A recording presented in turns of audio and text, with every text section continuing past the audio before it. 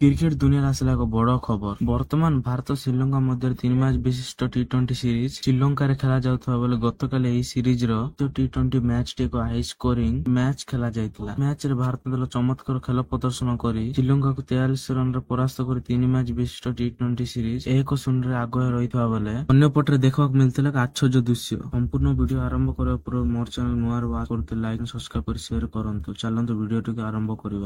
ଏହି ମ୍ୟାଚରେ ଭାରତ ଦଳ ପ୍ରଥମ ଇନିଂସରେ ବ୍ୟାଟିଂ କରି ସୂର୍ଯ୍ୟ କୁମାରଙ୍କ ଚମତ୍କାର ବ୍ୟାଟିଂ ପ୍ରଦର୍ଶନ ବଳରେ 7 ୱିକେଟ ଯାଇ 213 ରନ ସଂଗ୍ରହ କରିଥିଲେ। କିନ୍ତୁ ଶ୍ରୀଲଙ୍କାର ଚତୁର୍ଥ ଓଭରରେ ଅକ୍ଷର ପଟେଲ ବୋଲିଂ ଓଭରର ତୃତୀୟ ବଲଟି ଅଫସାଇଡରେ ବୋଲିଂ କରୁଥିବା ବେଳେ ଅମ୍ପାୟାର ଏଟାକୁ ହ୍ୱାଇଟ୍ ଦେଇନଥିଲେ। ଏହାପରେ ଶ୍ରୀଲଙ୍କା ଦଳ ଦୁଇ ବ୍ୟାଟ୍ସମ୍ୟାନ ରାଗି ଯାଇ ଅମ୍ପାୟାରଙ୍କ ସଙ୍ଗେ ଯୁକ୍ତି ତର୍କ କରିବାର ଆରମ୍ଭ କରିଥିଲେ। ଏହାକୁ ନେଇ ସମସ୍ତେ ରାଗି ଯାଇ ବଡ ଯୁକ୍ତି ତର୍କ ଆରମ୍ଭ ହେଲା। ଏହାକୁ ନେଇ ସୋସିଆଲ ମିଡିଆରେ ଭାଇରାଲ ହେଉଥିବା ବେଳେ ଏହାପରେ ଅଗଷ୍ଟ 2 ତାରିଖରୁ ଭାରତ ଓ ଶ୍ରୀଲଙ୍କା ମଧ୍ୟରେ 3 ମ୍ୟାଚ୍ ବିଶିଷ୍ଟ ଟି20 ସିରିଜ ଖେଳାଯିବ।